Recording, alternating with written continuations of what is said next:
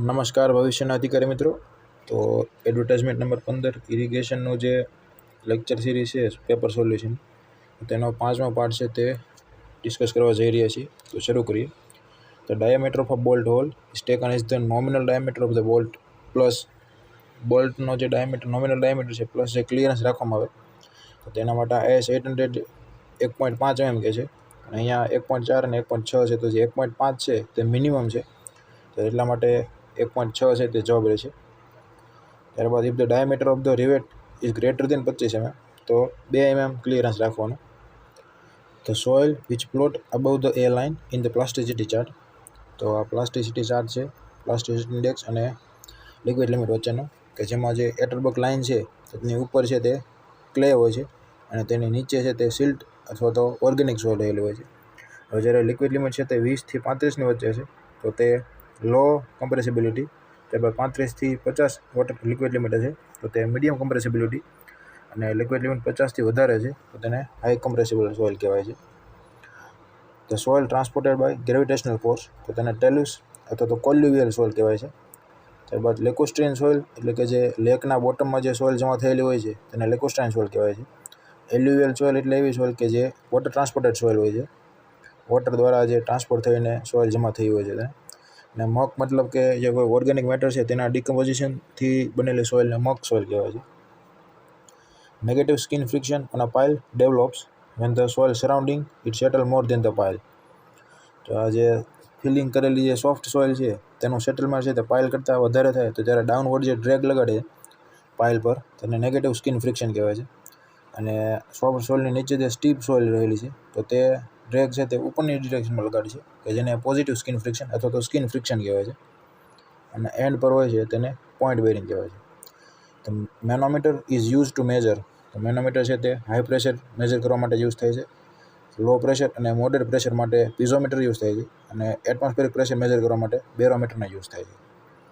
તો metacentric height is the distance between the centre of gravity અને metacentre વચ્ચેના જે ડિસ્ટન્સ છે, કોઈપણ બોડી જે ફ્લોટિંગ બોડી હોય તેનો જે મેટા સેન્ટર હોય અને તેનું સીજી હોય તે બે વચ્ચેના ડિસ્ટન્સને મેટાસેન્ટ્રિક હાઇટ કહેવાય છે, GM. The maximum deflection of a cantilever beam of length L with a point load W at the free end. તો આ અલગ અલગ ડિફ્લેક્શન અને રોટેશનની વેલ્યુ છે. તો જે ઓપ્શન પહેલું છે તે એન્ડ પર જ્યારે સિમ્પલી સપોર્ટ કેન્ટિલીવર હોય અને એન્ડ પર પોઈન્ટ લોડ હોય, તો જ્યારે PL3/3EI, જે WL3/3EI આપણો આન્સર છે. તો આમાંથી કોઈ પણ ક્વેશ્ચન પૂછાઈ શકે, તો યાદ રાખવું. The sum of normal stress in a compound stress system is constant. તો ટૂંકમાં sigma x plus sigma y is equal to constant. કોઈ પણ 2 અથવા તો 3 મ્યુચ્યુઅલ પરપેન્ડિક્યુલર ડિરેક્શનમાં જ્યારે કોઈ નોર્મલ સ્ટ્રેસ લાગતા હોય, તો 2 સિગ્મા એક્સ પ્લસ સિગ્મા હોય, તો 2 જે વેલ્યુ છે તેનો સમ છે તે કોન્સ્ટન્ટ હોય છે. ત્યારબાદ 2 મેજર અને માઇનર પ્રિન્સિપલ સ્ટ્રેસ હોય અથવા તો નોર્મલ સ્ટ્રેસ હોય, તો તે 2 વેલ્યુ છે તે કોન્સ્ટન્ટ રહે છે. Brass could not be use to reinforce concrete because, કારણ કે બ્રાસનો જે તે thermal coefficient of thermal expansion છે તે અલગ છે, ડિફરન્ટ છે. ત્યારબાદ એની જે ડેન્સિટી ઓછી વધારે અથવા તો એક્સપેન્સિવ તે એક જોબ નથી આવતું, પણ જે થર્મલ કોએફિશિયન્ટ છે તે ખૂબ જ ઇમ્પોર્ટન્ટ છે. The angle between a principal plane and the plane of maximum shear, તેમાં 45 ડિગ્રી આવશે. આ જે ગ્રાફ છે તેમાં મેક્સિમમ પ્રિન્સિપલ સ્ટ્રેસ અને મિનિમમ પ્રિન્સિપલ સ્ટ્રેસ તે અને મેક્સિમમ જે શિયર સ્ટ્રેસ છે તે બે વચ્ચેનું એંગલ છે 45 ડિગ્રી છે. The hoop stress in a thin cylinder shell, જે હૂપ સ્ટ્રેસ હોય છે તેને સર્કમફરન્શિયલ ટેન્સાઇલ સ્ટ્રેસ પણ કહેવામાં આવે છે.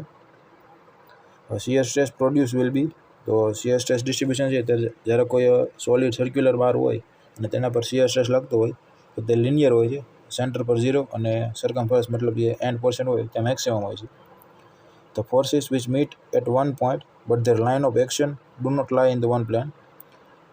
તો આ જે કોલિનિયર, કોપ્લેનર કોન્કરન્ટ અને કોપ્લેનર નોન કોન્કરન્ટ, તો એક પ્લેનમાં નથી મતલબ કે નોન કોપ્લેનર થયું, અને લાઇન ઓફ એક્શન છે એક પોઈન્ટ પર લાગે છે મતલબ કોન્કરન્ટ છે, તો non coplanar concurrent forces.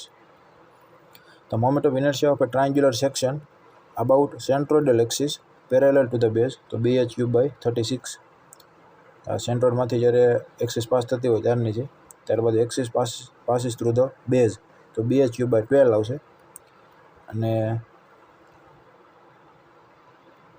Axis perpendicular two the base, તો એમાં BH3/6 આવશે. The chemical formula of plaster of Paris, કે જેને જીપ્સમ કહેવાય છે, CaSO4. The coefficient of thermal expansion of cement concrete, તો કોન્ક્રીટનો છે તે 10 × 10⁻⁻6 હોય છે. અહીંયા ઓપ્શનમાં 3 × 10⁻⁻6 આપેલું છે. ટૂંકમાં 10⁻⁻6 જે છે એ યાદ રાખવાનું છે. The rock which is not calcareous, તો કેલ્સેરિયસ છે તે લેટરાઇઝ છે તે કેલ્સેરિયસ નથી. જ્યારે લાઇમસ્ટોન છે, માલ છે, ચોક છે, તો એમાં કેલ્શિયમ કમ્પાઉન્ડ રહેલા હોય છે. The shear enforcement in RCC is provided two resist, તો આ જોઈ શકાય છે જે ડાયાગોનલ ટેન્શન ક્રેક્સ પડે છે ડાયાગોનલ ટેન્શનને કારણે, તો તે રેઝિસ્ટ કરવા માટે શિયર એન્ફોર્સમેન્ટ યુઝ થાય છે RCCમાં. According to Indian railways, the bridges having total waterways less than 18 metre or having any span of clear waterway less than 12 metre, તો આ જોઈ શકાય છે ઇમ્પોર્ટન્ટ બ્રિજ, તો તેના માટે જે લિનિયર વોટરવે છે તે 300 મીટર કરતાં વધારે હોય તો તેને ઇમ્પોર્ટન્ટ બ્રિજ કહેવાય છે. Major bridge is the one that has total linear waterway 18 metre, તો તેને મેજર બ્રિજ, અને 18 મીટર કરતાં ઓછું હોય તો તેને માઇનર બ્રિજ, અને જેનો સ્પાન છે તે 6 મીટર કરતાં ઓછું હોય તો તેને જનરલી કલ્વર્ટ્સ કહેવામાં આવે છે. The bridging gaps in હિલી areas, ખાલી જગ્યા બ્રિજીસ આર આઈડિયલ સોલ્યુશન, તો જે સસ્પેન્શન બ્રિજ છે તેમાં લોંગ સ્પાન માટે સુટેબલ છે. તો ત્યાં વચ્ચે કોઈ જ્યારે પિયર અથવા તો સપોર્ટ કરવો કન્સ્ટ્રક્ટ કરવો ડિફિકલ્ટ હોય તો ત્યારે સસ્પેન્શન બ્રિજ આપણે યુઝ કરી શકીએ. તો હિલી એરિયાઝમાં આપણે સસ્પેન્શન બ્રિજ યુઝ કરીશું. For the maximum span which type of bridge is recommended, તો સ્ટીલ કેબલ સસ્પેન્શન બ્રિજ તે સૌથી વધારે સ્પાન માટે સુટેબલ છે. For temporary bridges which of the following is the bridges constructed without intermediate support, તો જે truss bridge છે તેમાં ઇન્ટરમીડિયેટ સપોર્ટ હોતા નથી. The proposed masonry arch bridge having the total height of its abutment or pier from top to bottom as h can be propose to economical span each equal to, તો as per the guideline the economical length of one span for masonry arch bridge હોય તો 2h રાખવામાં આવે છે. જ્યારે RCC slab bridge હોય તો 1.5h રાખવામાં આવે છે. આ યાદ રાખવું. The end support of a bridge superstructure, કે જેને એબટમેન્ટ કહેવાય છે, અને ઇન્ટરમીડિયેટ સપોર્ટ હોય તેને પિયર કહેવાય છે. The bridge which does not allow the high flood water to pass over it, તો તેને હાઈ લેવલ બ્રિજ કહેવાય છે. અને જો હાઈ ફ્લડ વોટરને એના ઉપરથી પાસ થવા દે તો તેને સબમર્સિબલ બ્રિજ કહેવાય છે. હવે ખાલી જગ્યા is cause by air mass which strikes some natural topographic barrier like mountains and can not move forward and hence rise up causing condensation and precipitation, તો જે ઓરોગ્રાફિક પ્રેસિપિટેશનનો ટાઈપ છે કે જેમાં કોઈ માઉન્ટેન્સના કારણે તેને એક સાઈડ છે તે એરમાં જમા થઈ અને રાઇઝ થશે અને કન્ડેન્સ થાય અને ત્યારબાદ પ્રેસિપિટેશન થશે.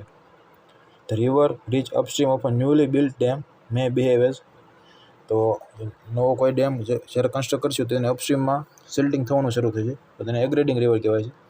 જ્યારે સ્કાવરિંગ થવાનું શરૂ થાય તો તેને ડિગ્રેડિંગ રિવર કહેવાય છે.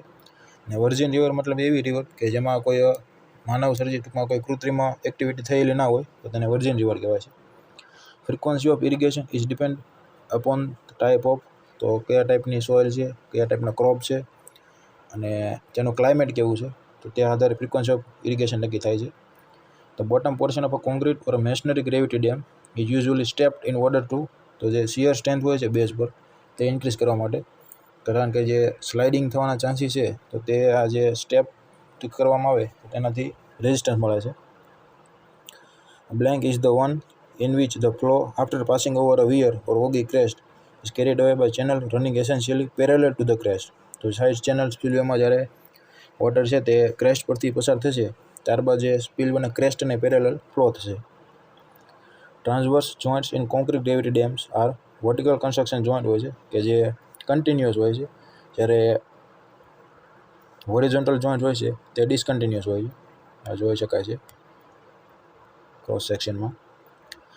અ dam reservoir catering to flood control, irrigation and water supply although basically design for irrigation alone, મતલબ ડિઝાઇન કોઈ પણ પર્પઝ માટે કરેલું હોય તે આધારે ડિસાઇડ થાય છે. ઇરિગેશન ખાલી ઇરિગેશન માટે ડિસાઇડ થયેલો હોય, ડિઝાઇન થયેલો હોય તો તેને સિંગલ પર્પઝ રિઝર્વોયર કહેવાય છે. અને અલગ અલગ પર્પઝ માટે ડિઝાઇન થયેલો હોય તો મલ્ટીપર્પઝ રિઝર્વોયર કહેવાય છે. The longest river in Gujarat તો સાબરમતી છે. જ્યારે નર્મદા છે તે બિગેસ્ટ રિવરમાં આવે છે. તો height of Sardar Sarovar dam 163 metre છે.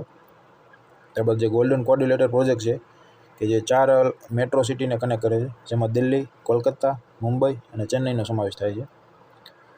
Main purpose of mean water training તો મીન વોટર ટ્રેનિંગ છે તેનો સેડિમેન્ટ ટ્રાન્સપોર્ટ છે, ટૂંકમાં સ્કાવરિંગ કે સિલ્ટિંગનો જે પ્રોબ્લેમ આવે છે તે માટે કરવામાં આવે છે mean water training.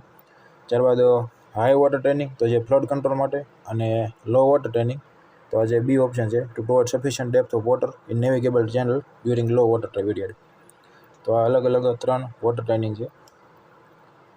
There is initial blank of cement concrete which is mainly due to loss of water through forms absorption by surface of forms. મતલબ વોટર લોસના કારણે જે પ્રોબ્લેમ જોવા મળે તો તેને શ્રિંકેજ કહેવાય છે. What is the key word in the definition of fault તો ફોલ્ટ હોય ત્યાં ફ્રેક્ચર અને મૂવમેન્ટ બંને હોવો જરૂરી છે, એટલા માટે બંને આવશે. Canal headwork has nothing to do with તો કેનાલ હેડવર્ક હશે તો તેમાં વિયર હશે, હેડ રેગ્યુલેટર હશે, ગાઈડ બેંક હશે અને સેફ્ટી લેડરનું કોઈ જતું ને હોતું નથી ત્યાં. Hydraulic jump involves subcritical flow, supercritical flow અને ક્રિટિકલ ફ્લો તો બધા જ આવશે. યીલ્ડ ઓફ રિઝર્વોયર રિપ્રેઝેન્ટ્સ મતલબ રિઝર્વોયરનો યીલ્ડ મતલબ શું કે રિઝર્વોયરમાંથી કેટલું પાણી આપણે એક્સટ્રેક્ટ કરી શકીએ. તો outflow demand on the reservoir તો એ ઓપ્શન સાચો છે. ધ સેફ્ટી વેલ્યુ નથી પણ વાલ છે, the safety wall of a dam કે જેને સ્પિલવે તરીકે ઓળખાય છે. Maxwell reciprocal theorem applies to તો બીમ અને ટ્રસ બંને માટે એપ્લિકેબલ છે. In plastic analysis shape factor for rectangular section તો આમાં 1.5 આવશે, 1.5 આવશે, જ્યારે પ્રોવિઝનલમાં ખોટો આન્સર આપેલો હતો. Durability of concrete is proportional two તો કોન્ક્રીટની ડ્યુરેબિલિટી છે તે સિમેન્ટ એગ્રીગેટ રેશિયોના ડાયરેક્ટલી પ્રોપોર્શનલ હોય છે, જેને સેન્ડ કન્ટેન્ટ અથવા તો વોટર સિમેન્ટ રેશિયો સાથે કોઈ લેવા દેવા છે નહીં. The expansion in Portland cement can be tested by તો સાઉન્ડનેસ ટેસ્ટ છે તે એક્સપાન્શન માટે કરવામાં આવે છે. ત્યારબાદ બલ્કિંગ ઓફ સેન્ડ તો જે વોઇડ્સમાં મોઇસ્ચર રહેલું છે તેના કારણે સેન્ડનું બલ્કિંગ જોવા મળે છે. આમાં પ્રોવિઝનલમાં સરફેસ ટેન્શન આપેલો હતો જવાબ, એ યાદ રાખવું. લો હેડ ટર્બાઇન હોય તો એ એક્સિયલ ફ્લો ટર્બાઇન હોય છે. હાઈ હેડ ટર્બાઇન મતલબ 150 થી 2000 મીટર અથવા એનાથી પણ વધારે તો તેને હાઈ હેડ ટર્બાઇન કહેવાય છે, કે જેના એક્ઝામ્પલ છે પેલ્ટન વ્હીલ ટર્બાઇન. મીડિયમ હેડ ટર્બાઇન તો 30 થી 150 મીટર કે જેના એક્ઝામ્પલ છે ફ્રાન્સિસ ટર્બાઇન. અને લો હેડ ટર્બાઇન કે 30 મીટરથી હેડ ઓછો હોય કે જેના કાપલાન અને પ્રોપેલર આ 2 એક્ઝામ્પલ છે. For open channel flow best hydraulic section semi circular અને બેસ્ટ જે ઇકોનોમિકલ સેક્શન કહેવામાં આવે તો તેના માટે ટ્રાપેઝોઇડલ સેક્શન આવશે. હાઇડ્રોલિક ગ્રેડિયન્ટ લાઇન કન્ડ્યુટ હોય તો તેના સેન્ટરથી ઉપર અથવા નીચે કોઈ પણ જગ્યાએ હોઈ શકે છે. એવું જરૂરી નથી કે પાઇપ ફ્લો જ થતો હોય, આપણે કન્ડ્યુટ કીધું છે એટલા માટે ઉપર નીચે હોઈ શકે છે. તો પ્રોજેક્શન ઉપર transverse line on line perpendicular to the meridian કે જેને લેટિટ્યુડ ઓફ ધ લાઇન કહેવાય છે, યાદ રાખવું. Which of the following grade is not recommended by IS 456 1964 તો આ પણ યાદ જ રાખવાનું છે M550. ત્યારબાદ partial factor of safety for steel structure માટે 1.15 અને કોન્ક્રીટ હોય તો 1.5. Maximum permissible standard ratio of compression member which carry dead plus superimpose load તો 180. આનો પણ આપણે જે પહેલો અથવા બીજો પાર્ટ હતો તેમાં ડિસ્કસ કરી લીધેલું છે. ત્યારબાદ પ્લેટ ગડર છે તો એક બિલ્ટઅપ બીમ છે. તો બીમ રેસ્ટિંગ ઓન પર્લિન પર રેસ્ટ થયેલા જે બીમ હોય તેને રાફ્ટર કહેવાય છે. Soil which plot above A line in the plasticity chart તો આ ક્વેશ્ચન પણ રિપીટ થયો છે આ જ વિડીયોમાં. ઉપર આપણે જોયું clay. Presence of bacteria and water તો રોગચાળો ફેલાવશે disease. Surge tank are use to guard against water hammer જ્યારે પેનસ્ટોકને અચાનક બંધ કરવામાં આવે ઇનલેટ તો ત્યારે જે વોટર હેમરની ઇફેક્ટ થાય છે તેને એબ્ઝોર્બ કરવા માટે સર્જ ટેન્ક પ્રોવાઈડ કરવામાં આવે છે. સિંકિંગ ફંડ મેથડ છે તે ડેપ્રિસિએશન એક મેથડ છે. તો ઓબ્જેક્ટિવ ઓફ સસ્ટેનેબલ ડેવલપમેન્ટ તો reviving growth, reorientation of technology and managing risk, conserving and enhancing the resource base તો જે બધા ઓપ્શન સાચા છે. 2 primary air pollutant sulphur oxide અને હાઇડ્રોકાર્બન તો પ્રાઇમરી પોલ્યુટન્ટ છે અને સેકન્ડરી પોલ્યુટન્ટ છે. Carbon monoxide, oxides of nitrogen, sulphur oxide, ત્યારબાદ વોલેટાઇલ ઓર્ગેનિક કમ્પાઉન્ડ અને પાર્ટિક્યુલેટ મેટર કે જેમાં ડસ્ટ, એશ, સોલ્ટ, પાર્ટિકલ્સ વગેરેનો સમાવેશ થાય છે. હવે સેકન્ડરી પોલ્યુટન્ટ્સ કે જેમાં ozone, PAN, smog, formaldehyde, sulphuric acid તેનો સમાવેશ થાય છે. Non disposal of solid waste may cause plague, મતલબ જે એક જગ્યાએ સોલિડ વેસ્ટ જમા થયેલો હોય તો તેના કારણે પ્લેગ ફેલાવાના ચાન્સીસ વધી જાય છે. The line or plane passing through the geographical north pole અને geographical south pole and any point on the surface of the earth. તો આ ક્વેશ્ચન પણ આ જ પેપરમાં રિપીટ થયેલો છે. True meridian. The precipitation which is cause by lifting of an air mass due to pressure difference. તો pressure ડિફરન્સના કારણે જે પ્રેસિપિટેશન થાય તેને સાયક્લોનિક પ્રેસિપિટેશન કહેવાય છે.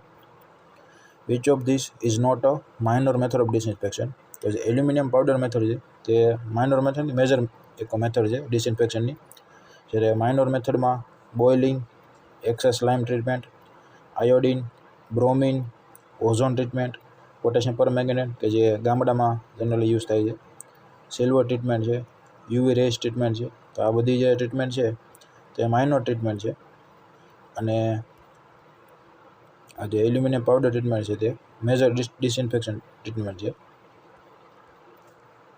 તો total dissolve solid of a swimming pool should not exceed, આમાં 1500 મિલીગ્રામ પર લીટર આવશે.